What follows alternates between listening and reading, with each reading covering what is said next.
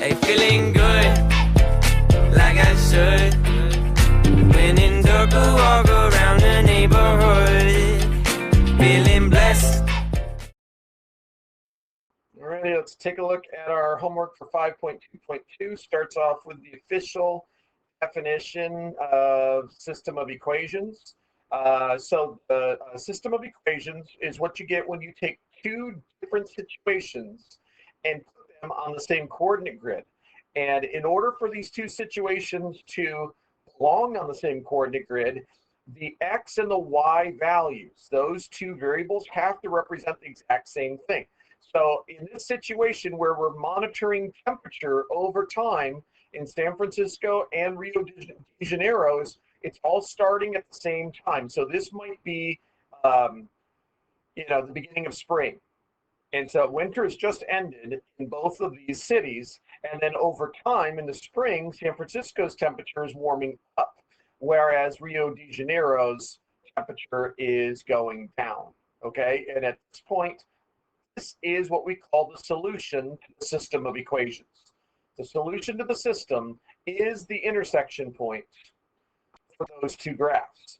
And that solution has a very specific meaning because that tells you at this time in the spring, the temperature in both cities will be exactly the same.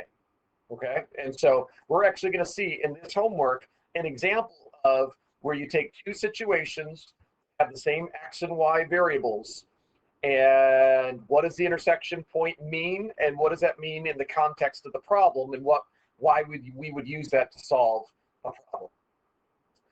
So here we go. It is the end of the semester, and the clubs at school are are recording their profits.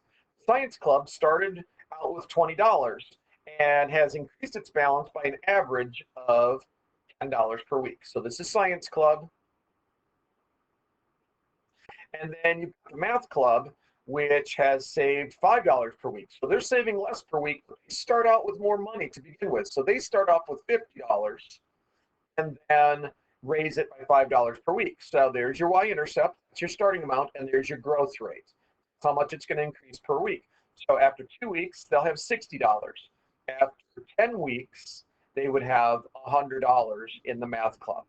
Here you've got the Science Club starting off with $20, and then they save $10. So how long will it take for them to have $100? Well, that would be 8 weeks. So that would be 80 plus 20 is 100.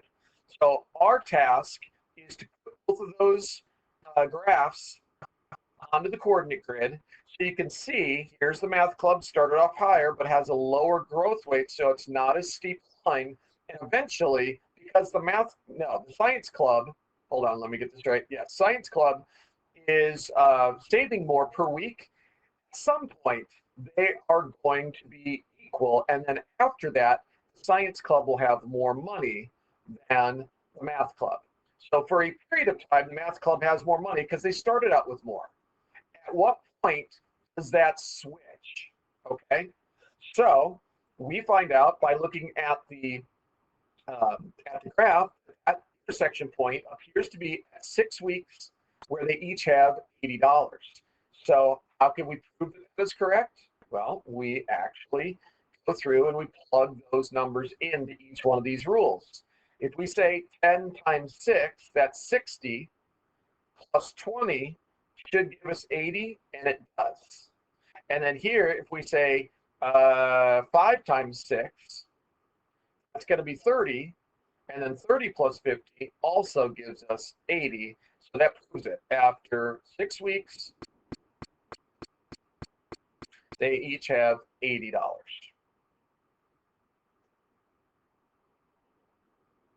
All right, so going back to just understanding the basics of combining like terms and how all these work, it says find the area of this entire rectangle. So the area is made up of this area, which is x squared, and then 5 x's, right?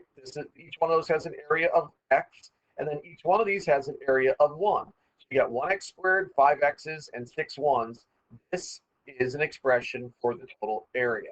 Now, if we're going to do an expression for the perimeter, we're going to have to call this an x, and this is an x, right? Because that's x squared. This has to be an X because that's the length here, but each one of these is 1 unit. There's an X, there's a 1, there's a 1, there's a 1, there's a 1, there's a 1.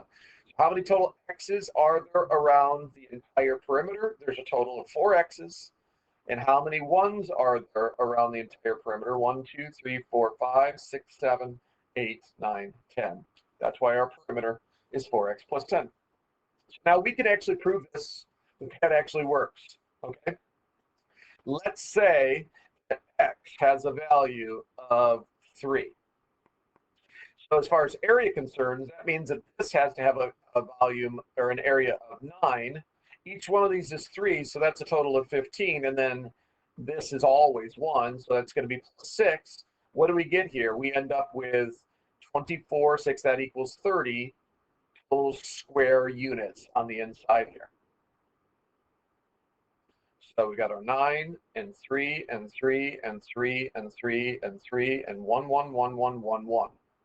So let's verify that. We've got 9, 10, 19, 20, 26, 27, 28, 29, 30. Yep, that's 30. That is absolutely correct. Now we'll do the same thing here for the perimeter. If this is 3, this would be 1, this is 1, this is 3, this is 1, 1, 1, 1, 1, 3, 1, 1, 1, and 3. So we got 12, 13, 14, 15, 16, 17, 18, 19, 20, 21. 22 would be the perimeter. Is that what happens when we plug in a 3 there? We got 4 times 3 is 12, and 12 plus 10 is in fact 22. So we've just proven that this actually works and is a good strategy. A lot of people prefer to simplify the expressions by combining like terms and then plug in the value for x. They find that to be an easier process than labeling all of the individual parts and adding them all together. All right, on graph paper, plot these points and draw lines through them and name the x and the y intercepts. All right, so the x-intercept is where your line crosses over the x-axis. The y-intercept is where your line crosses over the y-axis. And so it looks like that is at 0, 1, and this is at 1/2, 0. Now, I can prove it. There's always ways to prove this. This is math, right? So I can figure out what the equation here is, and it looks like the growth rate in this situation is -2, and the y-intercept appears to be 1. So that means that our rule would be y is equal to -2x plus 1. When I plug these values in for x and y, I should get a true statement. So -2 times -3 is equal to 6, and 6 plus 1 is equal to 7. That takes care of this one. And now let's do it again, where we say -2 times, I'll do it up here, -2 times 2 is -4, and -4 plus 1 is supposed to give us -3. Yes, it does. That takes care of this one. So we have proven that our line is in the right spot, and now we know the y-intercept is 1, but let's prove that the x-intercept is equal to 1/2. How do we do that? Well, we just plug in 0 for y, right? That's y and this is x. So if I plug in 0 here, I get x is equal to 1/2. I'm going to add 2 x's to each side. So I get 2 x's is now equal to 1. And then when I divide by 2, I get x is equal to 1/2. So yes, that is the x-intercept. That's what it looked like on the graph. That is indeed what it is. We've just proven it by identifying the rule that fits with those 2 points and then plugging those numbers in to verify that they work, and they do. All right, this is a great example of how we do distributive property in real life. A local restaurant offers a dim sum special that includes 2 dumplings, 3 egg rolls, a sweet bun, and a drink. So we would start off with 2 dumplings plus 3 egg rolls plus 1 sweet bun plus 1 drink. And we have Susan and her friends ordered 4 of them, right? So she must have 3 friends.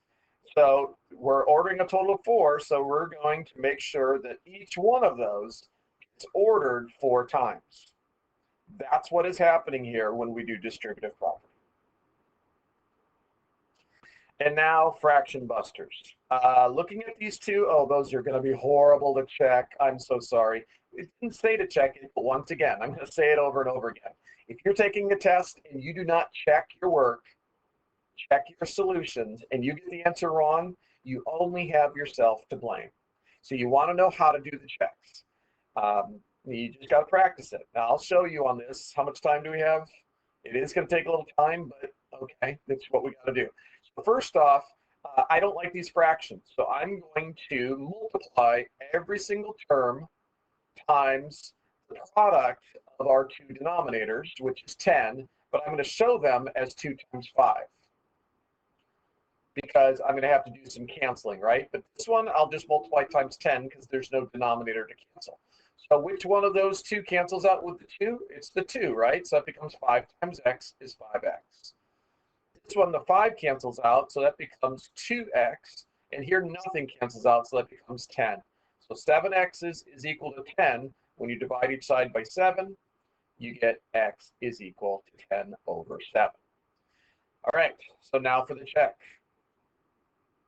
If I say 10 over 7 divided by 2 plus, oh, this is terrible, 10 over 7 divided by 5, that should equal 1. All right, well, this is a division problem, so we're going to take, I'll do it off to the side, 10 over 7. Instead of divided by 2, let's multiply times 1/2, and that gives me 10 over 14. And on this one, we're going to say 10 over 7 times 1 over 5, because that's the same as dividing by 5, gives me 10 over 35. So when I add these 2 fractions together, it should give me an answer of 1. Lordy, lordy, lordy. 10 over 14 plus, I'm just going to do the coat of arms. That's just what I'm doing. I'm not going to try and find a common denominator, although I think 70 would be it. That's not too bad. We'll just stick with 70 as our common denominator. So when I multiply this times 5, it becomes 50 over 70. And when I multiply this times 2, it becomes 20 over 70, which is the same as 70 over 70. And that is equal to 1. Hooray, our answer is correct. That's sometimes what you have to do to get the check to guarantee your answer is correct. And I'm sorry. So sorry. Here, my common denominator should be a 12. So I'm going to multiply this times 3 times 4. Let me get that a little bit thinner here. Let's do that. This times 3 times 4, and then each one of those times 12. So this cancels out, leaving me with 4 x's. The 4 cancels out, leaving me with 3 times x minus 1. Then you got 24 plus 12x. Send in the dive bombers. You get 4x plus 3x minus 3 has to be equal to 24 plus 12x. Combine like terms. 7x minus 3 is equal to 24 plus 12x. Now I'm going to take away 7 x's from each side, and at the same time, I'm going to take away the 24 because I want to do this in one step, right? Here's the 0, that goes away. Here's the 0, that goes away. This leaves you with negative 27 on this side, and then 12 minus 7 gives you 5 x's on this side. Divide each side by 5, and that's your answer. And I'm so sorry for you having to do that check. I know most of you would probably just say, if I get it wrong, I get it wrong, and I get it. I wouldn't want to do it either. But if you really want to get everything right, you got to do the check. And that's it. Hooray. How much time did that one problem take us? Only about 4 minutes. It wasn't too bad. All right, so let's head on to the next activity. Take care. Bye. Hey, feeling good, like I should.